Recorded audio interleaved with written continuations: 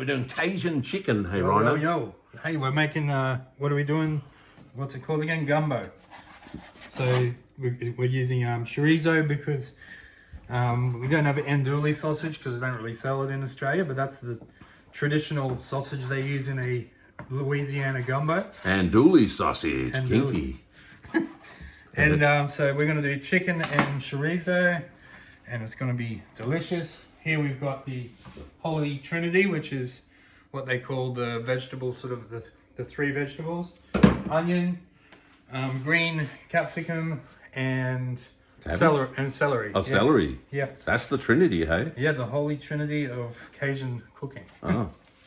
And we're putting the cabbage. That's not necessarily Cajun. No. That's just my preference. I love cabbage. You want some cabbage in there? Yeah, I was actually well, chopping. for anything, yeah. Okay, yeah. Oh, well, no. Will it ruin gumbo cabbage or? No, it won't ruin it, but it definitely won't ruin it because cabbage is good for you, so. Okay. Tastes great too. Yeah. Tastes great. And it'll actually probably be good because the cabbage will mop up all of the sauce. Oh, yeah. You know what? One of my favourite things about this cooking is when you're chopping the stuff, it just the smell and the air in the kitchen, all the fresh plant food. It's just so nice, eh? Onion and all that good stuff. All right. Well, we'll get back to you when he cooks and stuff. So you're making a roux. A roux, it's spelled R-O-U-X. French word.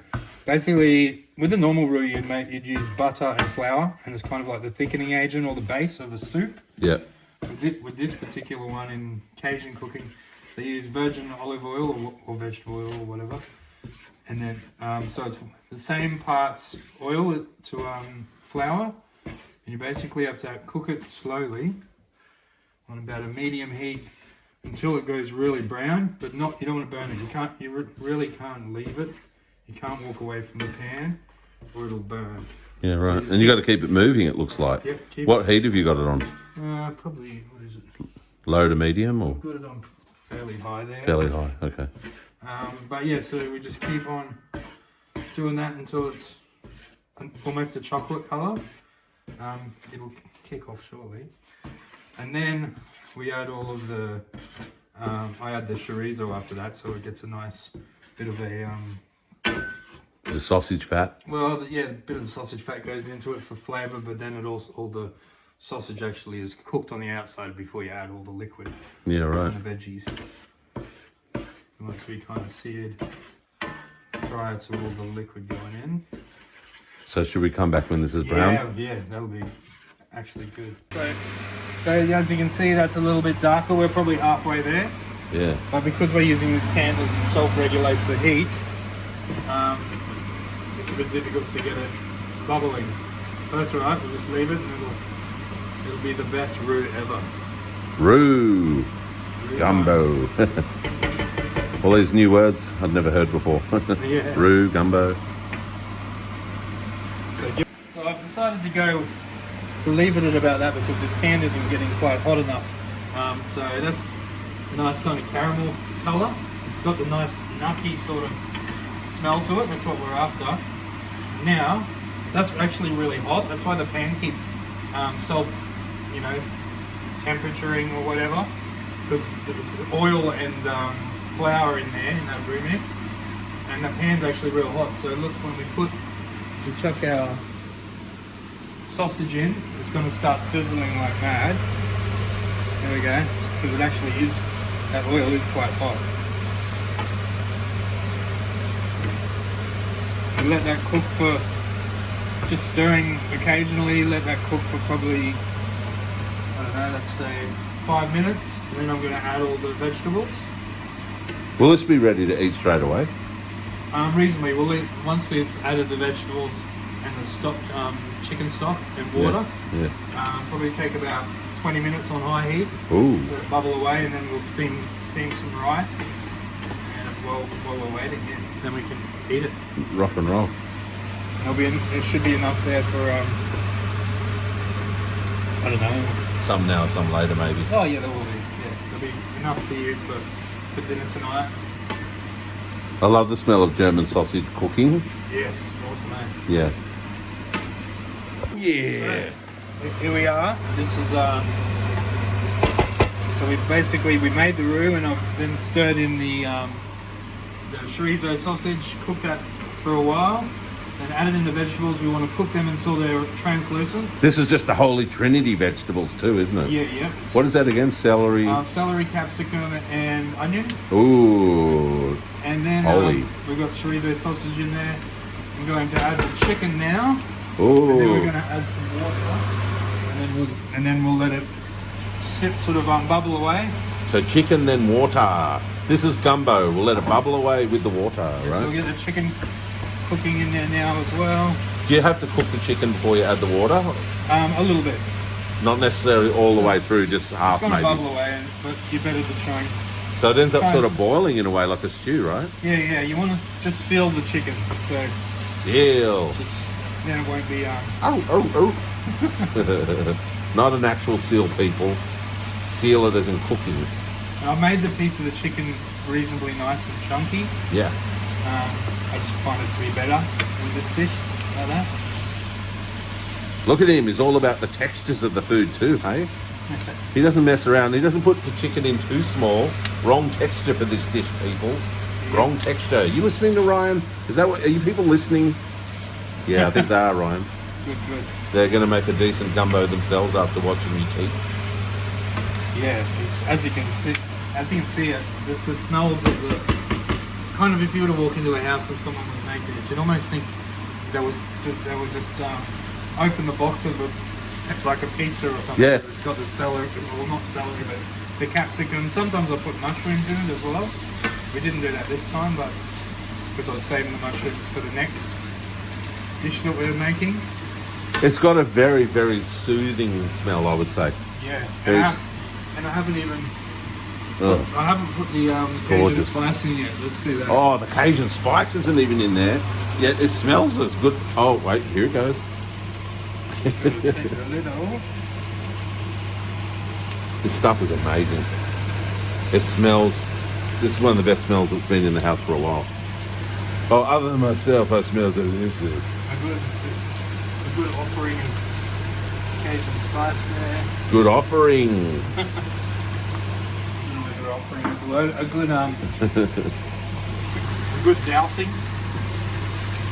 Chicken's starting to seal now. A good soiling? No, wrong word. I don't know what Cajun is, so I'll be really interested to know what the smell is, the taste is. Well, Oh, you smell that? yeah. Brother, man, that's fabulous. Oh yeah. Yeah, that's the stuff. That's what we want. Now I'm gonna get Is this where you get the water? yeah, well this is hot enough. So the chicken's sealed enough now. Yep.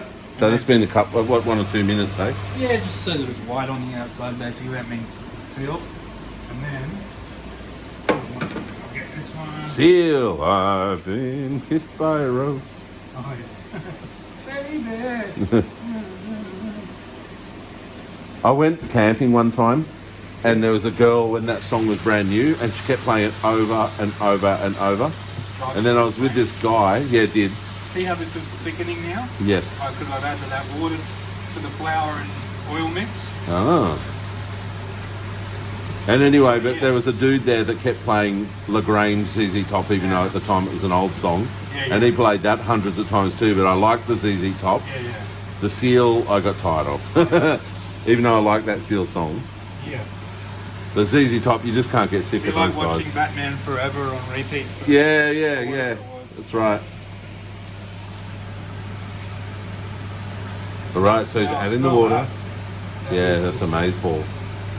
I'm going to get an electric fry pan just like this. I don't use one of these at home, but it's great for cooking these type of things. You heard it here, people. You need an electric fry pan. He's going to copy me. What a copycat. Normally they use like a Dutch oven. What's that? It's like a big sort of porcelain type, or I don't know whether it's porcelain or whether it's. But they use what they call a Dutch oven, like a pot with a lid on it. So Oh. it is. But the last time I made gumbo in one of these electric fry pans, I felt the same way. Like it cooked it really good and faster because of instead of being in a sort of skinnier pot that's tall, the heat's it just cooked way quicker, and you got a far better gravy with it. How's the smell, bro? Far out. It's good, huh? Yeah, yeah. So this one will be a bit spicy. Yes. Do you like? I've gotten into spice now. Yeah. Yeah. No, I used to hate it. I hated the sensation, hated the hated the whole thing, but now I'm into it. And this one you'll have with steamed rice and then shallots on top as a Garnish. and also it just Flavors it beautifully. flavor, yeah. Just I love them. I love shallots. So I'm just slowly adding this water in, and you can see it's basically gravy in there. Yeah. And the shallots are from my garden. They're really, really big. Yeah. And they're really healthy. There's no chemicals, nothing. In fact, there's nothing. I don't water them. Let's I go don't out anything. And get some, huh? Yeah, let's do it. What now? Yeah, let's do it. Okay. Right. There's enough water that'll do its thing. This is going to be good. Yes. I've never seen shallots this big anywhere else, actually. Yeah, you definitely. Oh look, they're so good and so big that they're like almost like aloe vera. They have like a gel. Yeah. Is there a gel coming out? Yeah, yeah. Watch this. Jeez Come Louise. close. Yeah, hang on. How do I do this? So I'll chop this one, and when I lift it up, you'll see. Look at all that. I'm not sure if I caught it on camera or not. You can see Is it. there gel? Oh, whoa. Yeah, Whoa. that's some decent shallots there. What are these? That's basil, right? That's basil. Yep. And is that a herb? That is that could be oregano. I think it might be because I think they're all edible plants, these. Yeah. I think that's oregano. Can you smell it? The shallot smell since you've cut it? Yeah, It's strong as a. oniony. What's that one? Is it That's- mint? I don't- It looks like devil's lettuce. Devil's lettuce? No, I'm joking. it's not. Yeah. It's an edible herb, whatever it is. And back there, they're all herbs as well. That's little Oh, rosemary. that's good. Basil. And that's a big herb down the back as well. Is that basil, the big one? No, that's basil over there in that one at the front. It's got a bit of yeah. I can honestly say I don't water these. I don't do a damn thing. But look at them. Yeah, they're great.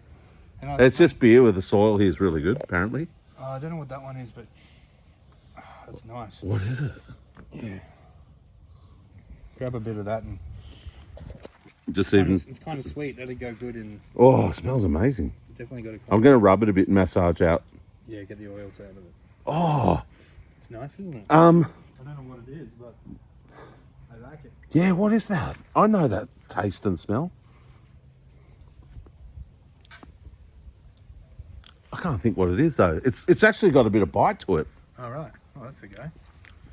But we won't put it in this particular dish because we don't know what it is.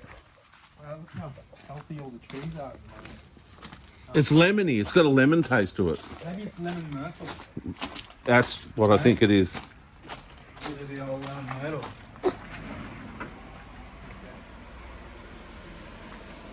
Always been a good one for that.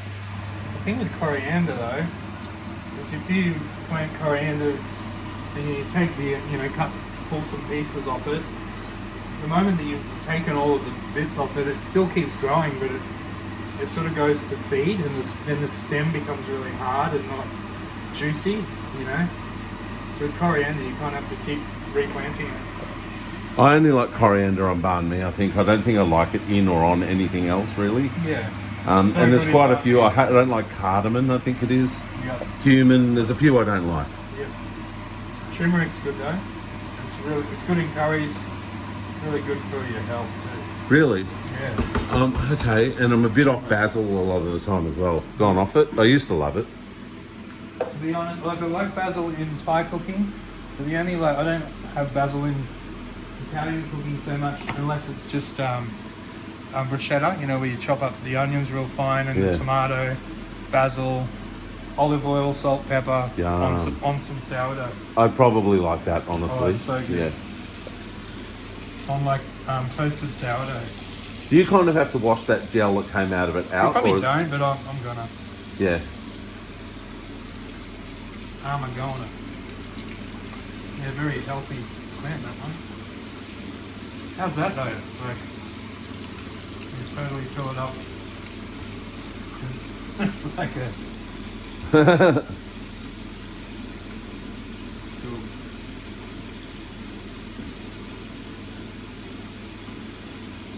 Okay. So it's washed. Yeah, they're just wonderful. That shallot's all diced. or chopped. Yep. Or green onions, whatever you want to call it. Yes. Echallots. Americans call it something else. They got another word for it. I don't know what. I've heard them calling it green onions. There's actually a song about it, green onions. I think you're It's right. a famous song, I think it was on Reservoir Dogs. Ba-da-da-da-da, ba-da-da-da-da-da, ba-da-da-da-da-da-da-da-da-da. It's like a famous electric organ or electric piano song. Oh yeah. Made back in probably the 60s. Okay. So how far away from eating is this? Not dish? far at all. The chicken to be cooked through by now, I'd say. With Yeah, the... oh, definitely. Check the spice, check the salt. Come out. Flavour test. How's the spice? How's the salt? I would go a bit more spice, but I don't know your. Like, I would definitely go. Hang on, I'll get a spoon. I'll have a go at it. Yeah. Did you just taste sauce? Is that all you did? Water?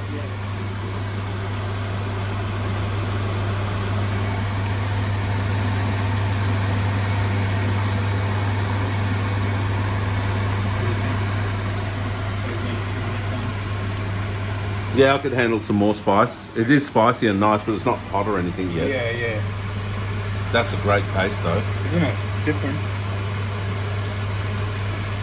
Yeah, I would And describe it as mild right now. I wouldn't even call it a medium heat. Yep. Cajun spice. It goes really good on French fries or chips. You know? Oh, really? Oh yeah. That sounds good. You can mix it with some chicken salt, like put the two together and you've got yourself some nice Cajun potato chips. Look, I know we've got a focus on low-fat and healthy cooking here at the moment, but do you reckon one day we could cut up chips, do the whole thing? Do you know how to do them in animal fat and how to do them in, like, you know how they cut them and then they put them in cold water to get rid of the starch or something, and then they cook Double them. cook 'em, yep. Yeah. Do you know how to do all that? Yeah. I mean, you don't have to cook them in animal fat, but Oh, it's much they better. They taste great when you do. Much better. It's chalk and cheese, man. Yeah, if you've got high cholesterol, you want to cut out those animal fats and trans fats. But occasionally having it, I think, is not a problem as long as you're not eating it daily. Yeah. So we're going to put a bit of that in because we don't want to keep putting too much Cajun spice in because it's pretty well good balance. But a bit of chili just to heat it up a little. Because Richard and I both like a bit of a chili kick. Yep. That's going to work it. Rock and roll.